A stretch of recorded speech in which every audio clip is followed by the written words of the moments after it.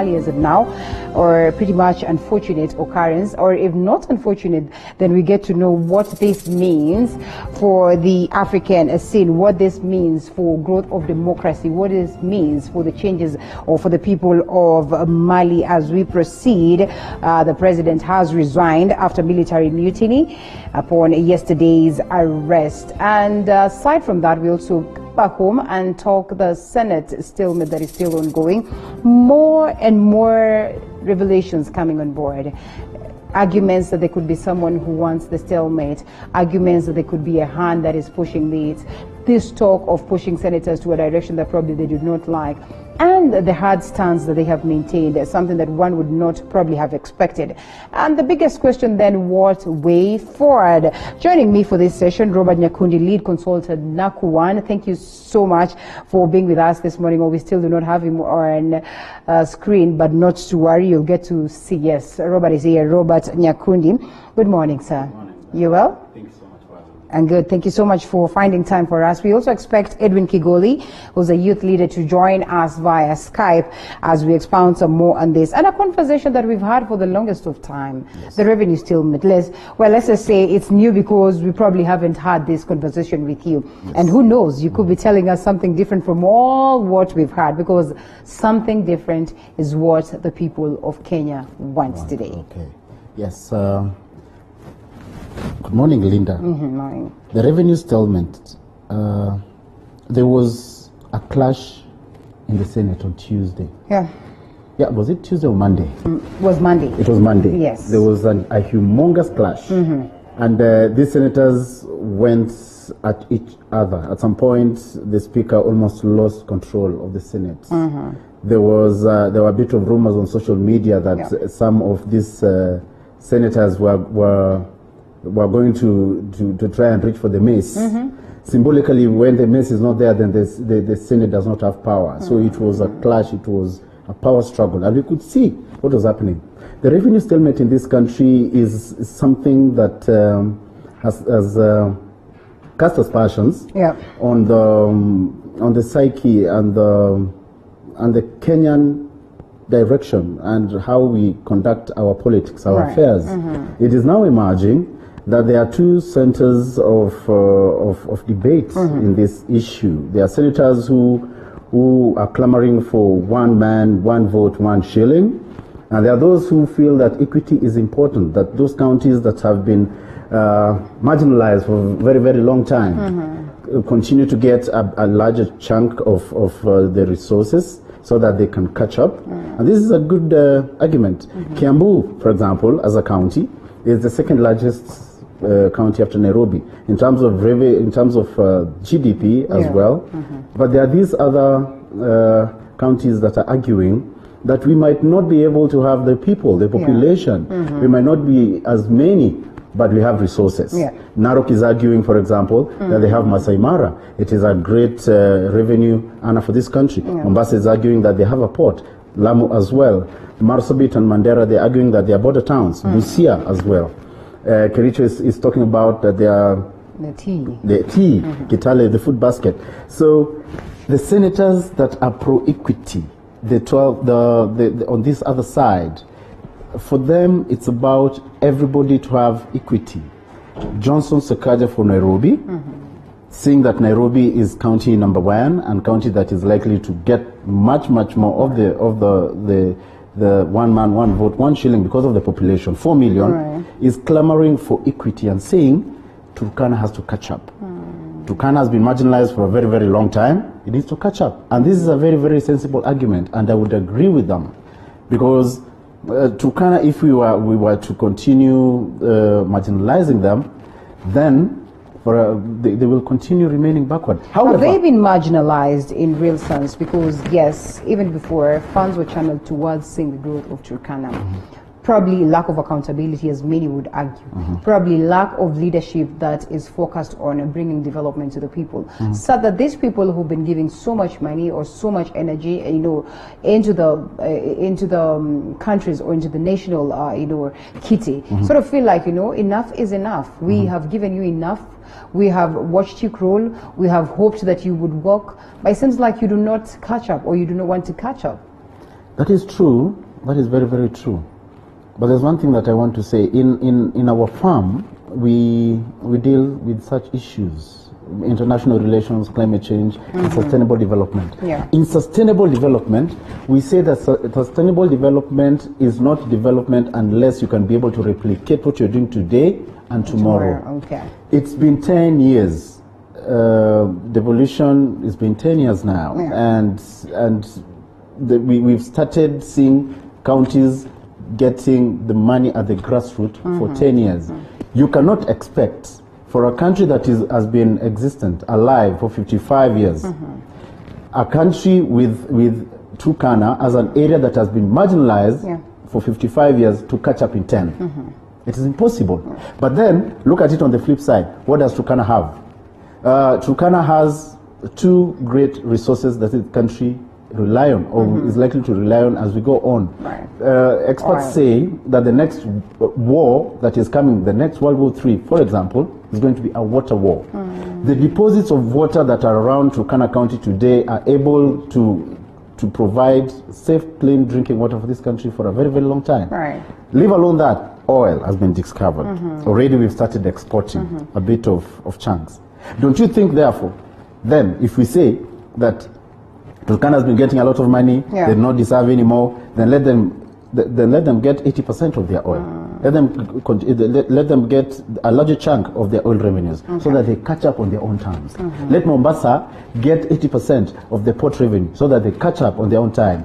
Let Narok catch up through the park, through the levies, through the hotel money, so that these countries, therefore, whatever they have, whatever the resources that they have been adorned there, that are there for their people, let them profit from them. Numerous proposals coming on board. If it was as easy as it sounds, do you suppose we would have been where we are today with the kind of stillment that we have? Does it then mean that there's some mathematics that is not balancing? It is becoming rocket science for the senators to be able to reach this conclusion?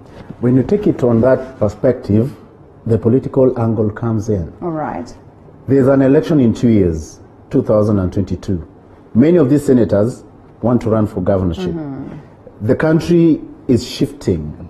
The philosophies are changing. The political ideology is reforming. There's BBI right now. There are very, very many interests in this revenue allocation debate. From who is going to be governor in 2022 to who is going to be president in 2022. So when we bring the political brinkmanship, therefore, then we begin to see selfish interests. So how then can we sit down and comfortably say that the same politicians, the likes that you've mentioned, the likes of Sakaja, you know, in their own proposal, they genuinely have the interest of common mwananchi at heart? It is very, very hard to argue like that, because for a very long time we all know in this country that politicians are rarely have interests of the mwananchi at heart. In fact, the senators that are now clamoring for equity, majority of them on this other side probably are getting back. They are probably getting back to what has happened to them as concerns House leadership. And somebody like distinguished Senator Murkomen, for example, he was a majority leader in the Senate. He is not now. So he's likely to say that every proposal that is coming from his own government is going to go against. Yes. So they become defiant, they become personal interests at the end of the day. So the things are many. As I'm talking about brinkmanship, everybody wants to be on the top. So interest of mwananchi is going to be number last if this is the case there. All right, so where does it leave us? Because yes, like it or not, we've seen a game of interest playing out. And we are at that point where these senators have met for numerous times. Yes, 9 times. And we're still looking at them, and they have formed a member committee. What way forward? What are we likely to get out of this committee? Remember, it's not the first time that a committee is being formed to address the same. Yes, they've said that they're meeting 12 members. A committee has been constituted to find a win-win solution, to put down partisan interests, to put down their differences, and to get a formula that is going to work. We're talking about 12 senators, and we're talking about 47 counties being represented. What are the likelihoods of these 12 getting a solution for the 47? These 12, First of all, the members that make up this committee, Yeah. I think they are the vocal senators in that in the Bunge, House, yes, in the House, and the others who have put their amendments. They have almost 4 or 5 amendments right now, and I want to be very, very honest. Yeah. Politicians rarely agree. They might decide to agree to disagree, but when a special sitting is called again, I don't think this thing is going to drag on and drag on and drag on. I don't think they will agree. Numerous proposals, and I think we've seen all the proposals from the Sakaja proposal, Kinjuri proposal. I mean, not Kinjuri. Rinturi proposal, yes. and this last proposal that we had. And then the question would be, amongst all these proposals, there is none really that addresses this issue in totality, addresses, this issue, on a long-term basis. It's more or less like a short-term basis for now as we look into what we're going to get in the next other 5 years or in the next other 3 years, so to speak. Is it a polite way of saying that these leaders, as always, it's been the norm for them to come into power, leave trouble for the next regime and disappear, and then Kenyans are excited for this short-term period, but before we know it, we are in the other regime and we do not know what next again? And that is exactly our Waterloo. That is exactly our Hachilis. That is where we get it wrong. That we as voters in this country we forget too quickly. Right. A proposal is going to be put out there, it's going to be voted upon, and we will forget. So, like you're saying, the interest of the Mwananchi is the last thing on those, in my opinion, on those senators, on these people, because all these proposals, there's one that is saying equity, 1 man, 1 shilling. Another one is saying that this equity proposal to be implemented in stages for the next 5 years. Another one saying that the equity proposal to be implemented as soon as tomorrow, the country to begin losing money. If I am going to be a governor running in 2022, and I'm likely to win because I'm a vocal, popular senator, I would want to get a little bit more money. Yeah. But why would you want to get a little bit more money? If indeed you do not intend probably to steal or to get some of it. Exactly, because the interest of you and I and the millions of Kenyans out there is actually the last thing in the minds of this. That is why we have 9 meetings that have failed to provide a solution. We have a committee right now. There'll be a special sitting next time, to the extent that the speaker doesn't even have control of his own house. Yes. All right. The counties are grappling as it stands right now, and we've seen the governor saying that, you know what, you need to fix this because we're not able to pay bills, we're not able to run activities at the counties. Healthcare workers some of them are on strike in different counties. What way forward for them? The way forward, in my opinion, would be the most obvious thing, like everybody else has been saying. The 2 leaders on 2 political divides, the Honorable Raila Odinga and the Honorable Deputy President, have said, let these people put their differences aside and get a winning formula for everybody. Because like you're saying, countries are being starved, there's no money, the financially has passed on, has extended, has ended, and there's no money to run counties anymore. So let them sort it out, and sort it out as soon as is possible. A scenario that really requires the Solomonic wisdom. Yes, what's played out on Monday, the arrests of these senators, something that has been condemned by very many people across the country. Of course, the key figures, Right Honorable Raila Odinga, Deputy President William Ruto, condemning this as, barbaric, something that is getting us back to, tough times, the years that we were in, and the strides that we've made trying to whitewash or water them down. What do you make of such moves, sincerely, at this time and age? 3 senators were arrested on trumped-up charges. Others, legal minds calling them misdemeanors, things that do not really attract really serious, attention like what we saw. 3 senators who are voting on a certain particular manner, Team Kenya senators, were arrested, harassed, and taken back to their home counties to allow that they do not vote. Is it therefore right to say that these senators should stay within the precincts of Parliament, because there you cannot be arrested, vote, and then now become free Kenyans.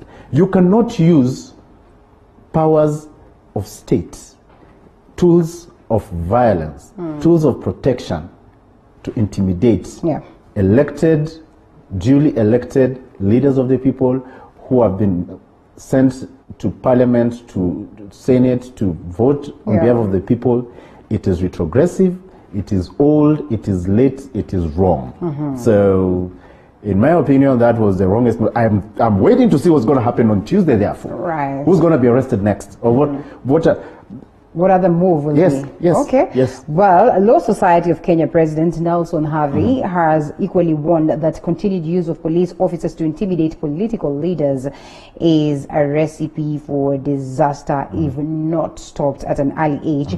Charles Kanjama says also accused the DCI of intimidating the senators, which is something they consider very unfortunate. When you look at this, and the police also coming to defend themselves, as they are put on arrest they're spotted over these arrests, and they say, it is beyond us, it's upon orders. So, I mean, where do we get to strike a balance at such a scenario? Are we placing our officers at a very delicate spot? There's a philosophy in political science that is called anarchy. Yeah. When there is no law and order, anarchy reigns. And that is what is happening. Because as a staunch supporter, you saw what happened in Kakamega yesterday, I'm sure. Wananchi came out in droves and they're saying, what the hell is this? It is wrong. There is no excuse for intimidating people, political leaders, in such a manner. Whatever way you want to say it, whether it was an order, against what? For example, distributing sanitizers, government sanitizers. Or putting together 200 youth so that they are oathing and some of these things you cannot even begin to understand. Right. So there is nothing other than condemning in the strongest terms possible what happened on Monday to these senators. It should not happen in this country. This is our space is too good and we are too advanced. This is 2020. Before Right Honorable Raila Odinga condemned this, the conversation was that, what is this handshake actually that we brought to ourselves? Probably we would have had a different conversation in addressing this, if at all. ODM was just ODM, NASA was just NASA as an opposition party. But the coming together in the name of a handshake, in the name of getting unity, has it in a way come in to strangle the achievements that we've done towards achieving democracy in totality? That is what is playing out. Jubilee Party is a coalition of many parties. And what we are seeing, which is not secret, is that we have a president who's not working in tandem with this deputy. These are two centers of power that are clashing, people who came together to form a government. BBI, Building Bridges Initiative, the handshake, has made ODM sort of government friendly. But when we are talking about this issue for Senate, I would like to look at it differently. The whips of the different sides, the minority side and the majority side, did not do probably are not doing their jobs. Right. The senator, Honorable Senator Kangata, used the whip on the majority side of Parliament. I think he has not whipped well. You're supposed to call yourself in comparison to the others. Yes, you whip your senators and you tell them this is the direction we are moving. Senator Aaron Cheriot, I know you do not like this, but this is what you're moving. This is government policy because senators act for the good of the policy, championing or sponsoring the policy in Senate. So if you're not whipping your people... And Susan Kihika could have done well? Absolutely. You think so? Kipchumba Murkomen, as majority leader of that parliament, would have... made strides right now? Yes, because Senator Pogisho, Honorable, entered parliament in 1988. I found out recently. In 1988, I was, 3 years old? I mean, I'm not saying he's old but it's not effective. You cannot whip, you cannot you cannot ask a young firebrand senator like Aaron Cheruiyot, who's an alumni of Moi University, like I was a year ahead of him. This guy is firebrand, he's strong. There is no way you can convince him otherwise. Senator Ledama from Narok. Murkomen takes it one-on-one with Senator Orengo, like their peers, you know? So... The likes of Haji are doing well. Orengo himself is doing well also. And what yes, absolutely, they are doing well. But what I'm seeing is happening is that Senate is shifting. The politics of this country are shifting. Young people like you and I and others are taking more proactive roles in speaking. The days of Kijana Tulia are starting to ebb away.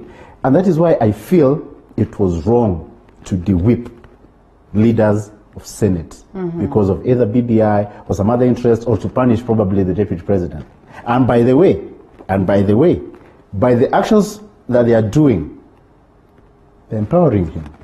They're making him popular. Okay. And 2022 is going to be very, very interesting. Is that a polite way of saying they're making the DP popular?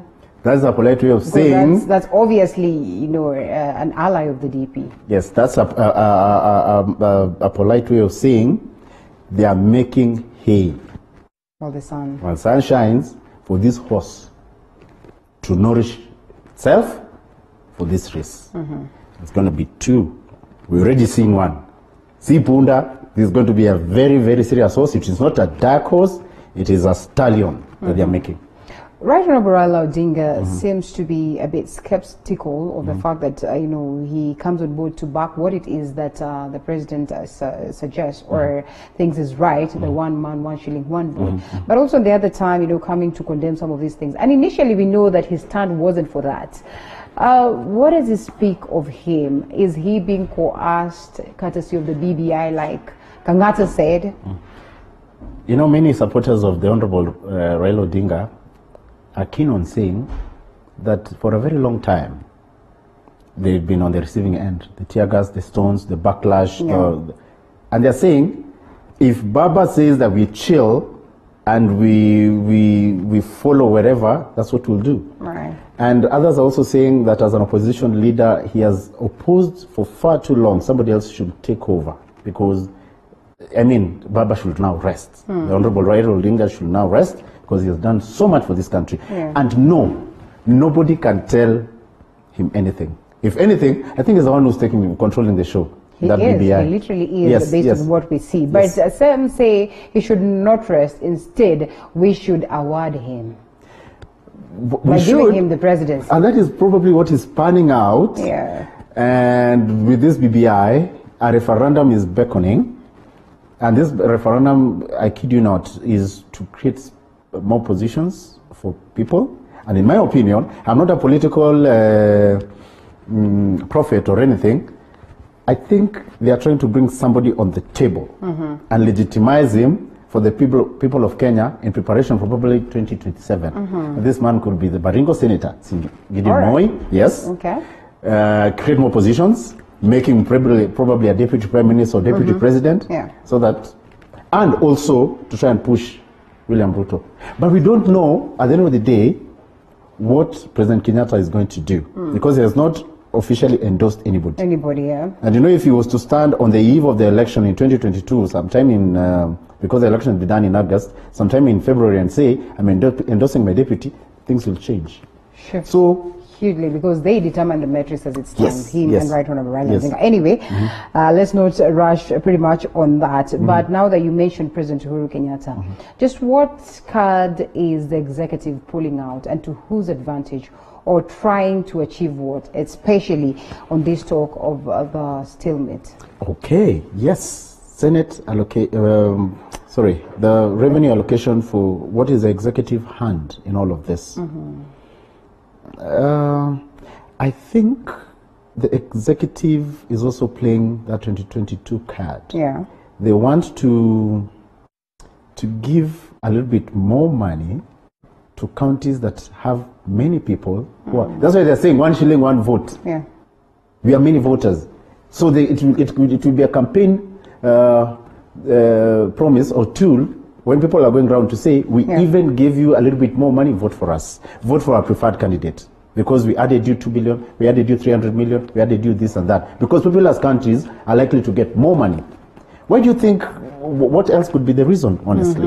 Yes, because only 314 billion is the share that national government is giving counties. Yeah. So I don't think there's any other stake other than 2022 here.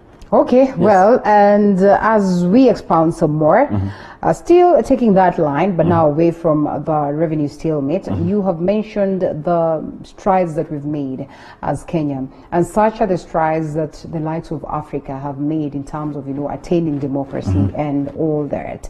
But when we see African leaders trying to choke this, trying to wash away, what is it that our forefathers, focused on in terms of giving us what we enjoy today? What do you make of it? Because every other time, every other African country is not stable. Stability is one thing that we do not know. Then we ask ourselves, is it our leaders or there's an external hand? Thank you very much for that. We are experts in African affairs, and we've done up to 18 countries of research on what is ailing Africa. Uganda is doing elections 2021. Yes. 7 years already said he's going to run for a 5th term. Magufuli is running for a 2nd term in October this year. Yeah. In Mali, there's a coup. Ibrahim Boubacar Keita has been, coups were the order of the day in Africa in the 70s. Yeah. I think the more we make a step ahead, the more we make 2 steps. Look at Zimbabwe, for example. A new president is already stifling democracy. Yeah. Look at a country like we've said, Mali, the issue of the coup. Look at Cameroon, a president who's been there for ages. Paul In fact, a friend of mine was saying that this is a man who runs Cameroon from the French Alps. Yeah. So Africa, I think our leaders are still marionettes of the West. We're still playing to the tune of the colonialists. Right. And it is not our interests that govern these people, because we removed Mobutu Sese Seko, fine. Then DRC is not at peace anymore. Even in Ethiopia, they're saying now that their prime minister, though he won the Nobel Peace Prize, there's a section of people that probably he does not like. And it is probably our generation, maybe. Yeah. Probably because baby boomers have failed. The people who are born after 1945, so the people who are running this country, have not been able to. They have not been able to. Maybe it is our generation, the people who came after the 70s to the 80s, and now we have young people, the XYZ generation, because we're millennials. Yes. Now that you brought the aspect of the young people, and we'll take examples. We cross over to South Africa, Malema. We cross over to Zimbabwe, Chamisa. We cross over to Uganda, Malawi. Bobby Wine. Malawi. We see these young leaders cropping up. But theirs has been looked at as politics of intolerance. Do you suppose then that we are able to play politics of intolerance and win this? Or we need to go somewhere on the round table and have a sober conversation towards reviving Africa, or towards, restoring glory for Africa? You said something very, very, very important. I'll give an example of Tanzania. Yeah. The person who's likely to carry the flag for Chadema, the opposition party, is Tundu Lissu, a young activist lawyer. And you've seen what he's been doing of late. Yeah. Yes. And he has Malema in South Africa, and there's Bobby Wine in Uganda, and in our country here, who do we have? I don't know. But what I would suggest is a partisan, like the Pan-African Congress, right? The movement of the black man that ushered in the beginning of the end of colonization in Africa. That's what we need. All these young leaders need to come on a table and sit and say, we are 45 or 50 and below, and we need to take back Africa, because the old guard has failed us. Yeah. And we need to change, introduce a new political culture, start to think on other new lines.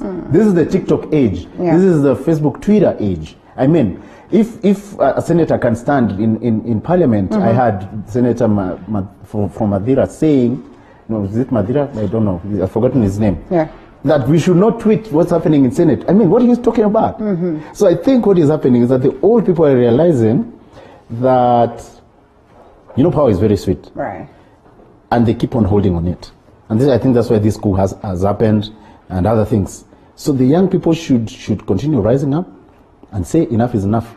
They congregate, meet, do a big meeting and say we are taking back Africa. Politics of social media, now that you brought that, is very important. Yes. And in a way is favoring some countries, is an undoing for others well, and undoing, a huge undoing for the likes of Trump in what many people have argued, because, well, anything Trump is always there and, you know, raises lots of controversy in regards to the same. At some point in time, his leadership has been put to question, you know, courtesy of that. So when you're talking about the politics of social media and how it is panning out in Africa, numerous reforms talks, or numerous, you know, cessation talks are being propagated on the social media, something that has been considered to be an undoing. For instance, now that you mentioned Cameroon, Cameroon is struggling.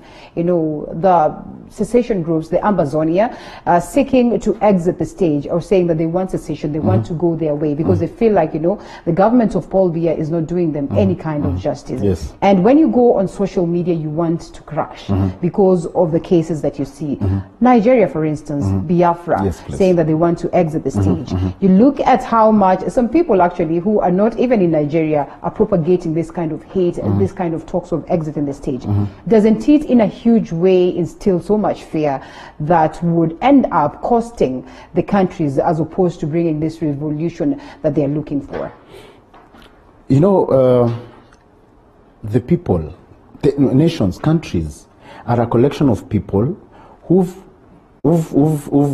suspended their interests, come together and formed something called a nation state. And the nation state is characterized by one people, sacrosanct in a state, people who are guided by principles of nationhood. So if I'm in Cameroon, and because of what I speak, a tongue that came from the colonialist, English, French, and that is our division. And you're discriminating on me because of what I speak. Of course, I deserve the right to self-rely on myself, become a nation. Look at Western Sahara with Morocco for a very long time. The Sahrawi people have always refused to be part of Morocco as a country. And they've said that they want to be their own people. And it's a debate that has been going on for a very, very long time, to the extent that when Kenya realized the Sahrawi people back in the 80s, when President Moi was the head of state, Morocco went to the extent of closing the embassy here. So in short, what I'm saying, even Eritrea came out of Ethiopia. South Sudan came out of what? The largest Sudan.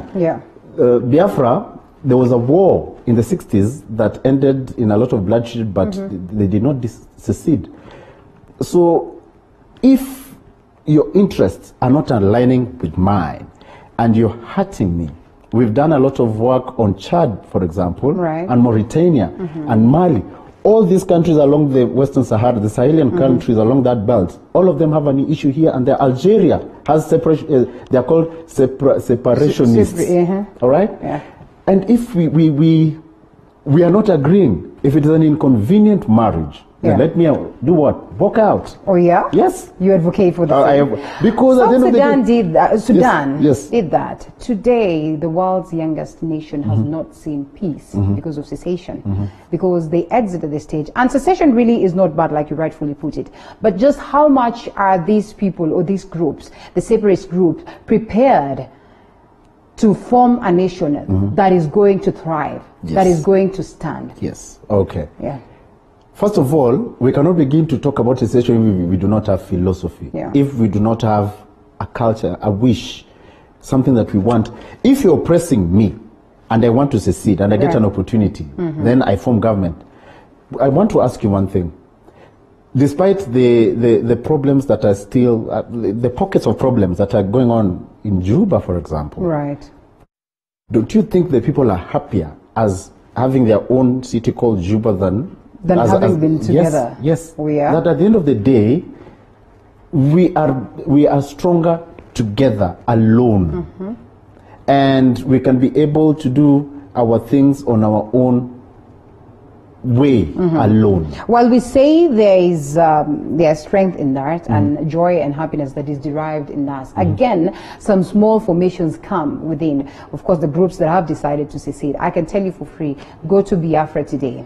There is still a talk of, different leaders cropping up. Mazi Nnamdi Kanu, and other leaders from, IPUB, and they all have a common interest. Yes, we want to secede as Biafra, but equally they have, personal interest in terms of getting to the top of leadership.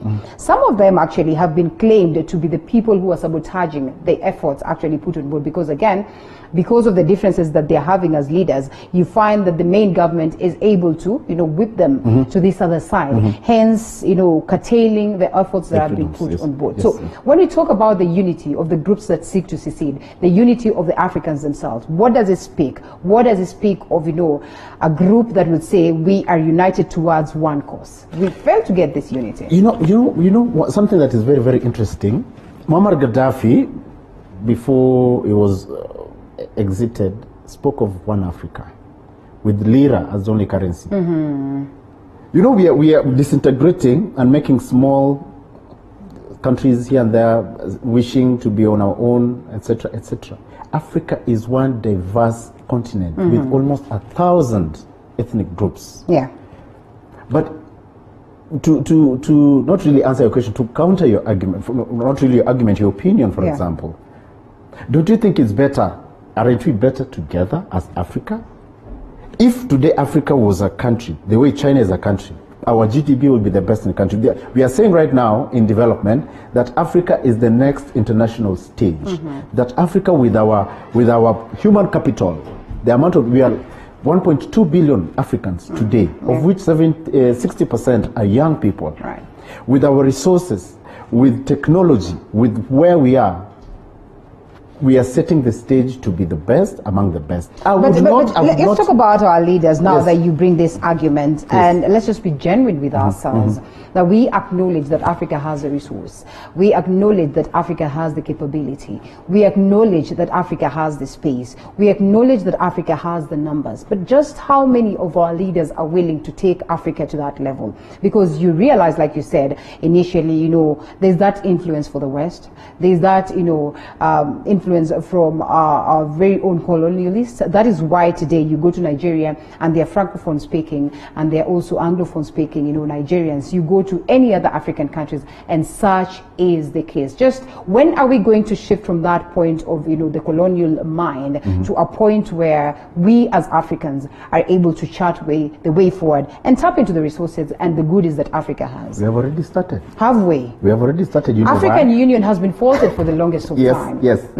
African Union is like a company. It's like a private entity, a privately owned company. We cannot begin to talk about African Union. It's the body that has been mandated to address or chart the way forward for all these conversations that we have. I can tell you today, because of the coup in Mali, for example, what ECOWAS has condemned strongly and has proposed to met out economic sanctions against Mali's leadership, new coup leadership. Right. What does the African Union say? African Union has put out a statement condemning. I'm not really saying that African Union is not sufficient, but it is not. It's a fact. Yeah. We need the regional bodies, the likes of ECOWAS, the likes of IGAD, the SADC, are sufficient or are efficient in any way? We cannot even sit and agree as EAC, for example, to have a free market in East Africa. Right. These small groups, these small political affiliations, these small organizations, international actors, they cannot be sufficient. What I'm talking about that Africa is ready is the movement of young people today that are saying that I can use TikTok, put a video up there, it will receive views in Nigeria. Somebody there will, for example, we normally have tweets, fights between countries on Twitter, for example. These are young people who are doing this. Look at that energy, look at that synergy. what if everybody says that enough is enough, let us bind together? Arab Spring. Is it a unity of purpose? Because sincerely, we need to have these conversations. And like I said, you know, is it politics of intolerance? Is it politics that has, you know, is focused on achieving something?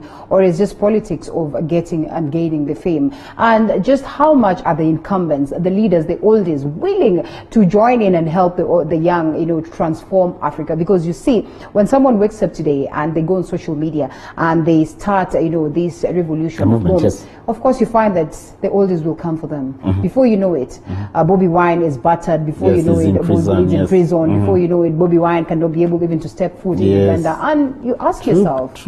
Yes, thank you. What is basically happening, and it is a fact of life, is that things are changing. The era of strongmanship, bringmanship, of big men is ending. And the people with the tools of power do not like it. They do not like it because they want to cling on to power. And because things are changing and we can be able, you can rally a movement using your Facebook, Twitter account. They do not want that to happen. And they're getting backing from the colonial governments because these colonial governments still want to continue controlling these people, the marionettes. Look at how successful the Arab Spring was, for example. It started in Tunisia. Somebody immolated, burnt himself on the front gates of the State House, and it spread like wildfire.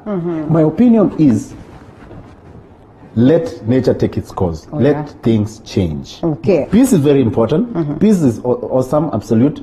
We could do this, for example. You could invite these people and sit with them, ask them, what do you want? Say, I'll be head of government, you'll be my prime minister, and let us run this country together. Because we can always talk. We can also agree to disagree, and we can disagree to agree. Like what is likely to happen with, like what happened with the BBI, for example. Well, not so long ago, looking at the scenario in Zimbabwe, Robert Mugabe being ousted, may his soul rest in peace. Looking at what played out with Zuma in South Africa, looking at what played out in DRC Congo, you know, in terms of the changes, it matches even Malawi. Yes, in Malawi of late, the latest. I mean Malawi, and equally Mali now coming in as the latest. Do you foresee a wind of change sweeping Africa in terms of leadership, and is it for the good of the people, or again, we probably are going to be gotten flat-footed? You've used the right phrase, wind of change is sweeping across Africa. And that is a fact of life that is going to happen. On whether the philosophies will remain, you know, they normally say a revolution tends to eat its own people. We might not know, but the unstoppable is coming. The wave is here. Yes, it is happening. Presidents like Museveni will exit one day, eventually. You know, eventually even the Cameroonian one will exit one day. The old Muhammad Buhari. Yes, they will exit. When change comes, it's unstoppable. And if it is unstoppable, what happens after that? Then, tunachia Mungu. All right. Well, as we get to wind up, the African Union is still my main focus. You said, of course, the Sahrawi being incorporated to Morocco, and then finally Morocco found its way to the African Union after years of being away. And conversations are still ongoing. Do we still need to have the African Union while we all agree, or we all say that in a way it has not done well? And you talked about oil, you know, being tapped or having been discovered in Turkana, has been considered as one of Africa's biggest, you know, nightmare, curse instead of a blessing. Yes. So how do we shift the balance to ensure that our resources work in favor of us, as opposed to, you know, enticing, you know, these resources enticing the external hands, and they come and then again divide us and they get to rule us? It is by, first of all, like what President Magufuli has done in Tanzania, stopping to do your projects using loans and foreign aid. For a very long time, IMF has been supporting Africa. Right now it is China with the Belt and Road Initiative, BRI. So my opinion would be, the day we will stop relying on foreign aid and we say, let us suffer, but for the good of our people, it will be the beginning of the end of all the fighting, all the political squabbles, all the problems, because we use our resources to buy the arms that we arm our people to fight each other. And that is, do you think a country like some countries in Europe would do that? No, they wouldn't. They would not. So somebody is picked and they said, we will fund you and we will supply you arms and you will do a small rebel war, then you will win, then you will become president, then you will allow us to come in and do this and that. Yeah. For how long, since 1960 till now, will that go on? It cannot. So let us just feel the pinch of being poor and relying on ourselves. Then we say, enough. We don't want your money anymore. We don't want your loans. And you, let us bargain. Let us sit and say, we are value addition on our tea, on our coffee, our oil. You refine it, but you sell you sell it at affordable prices. We can move. The conversations can move. Well, we can only hope that indeed the conversations will change for that matter and change for the better. Robert Nyakundi, lead consultant in NAP1, thank you so much for the great insights.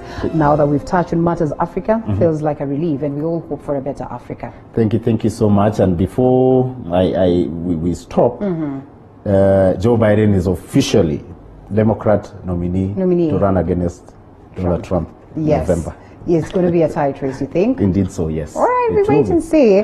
Amid COVID-19, countries have decided that they have to sail on. And it's going to be a race. One argues that it's going to be a race of the oldies. They're doing the convention online using Zoom. Yes. And they say it's going to be a race for the oldies. But anyway, it's a mature democracy, so even if it's for the oldies, they know that they're there for only 2 terms. Absolutely, and that's it. absolutely. All right, thank you so much once again. We're hoping to have Kigoli, but I did not show up, but all the same, it was a nice conversation. Thank you. And I will cross over to a different one after this short break, so don't go anywhere.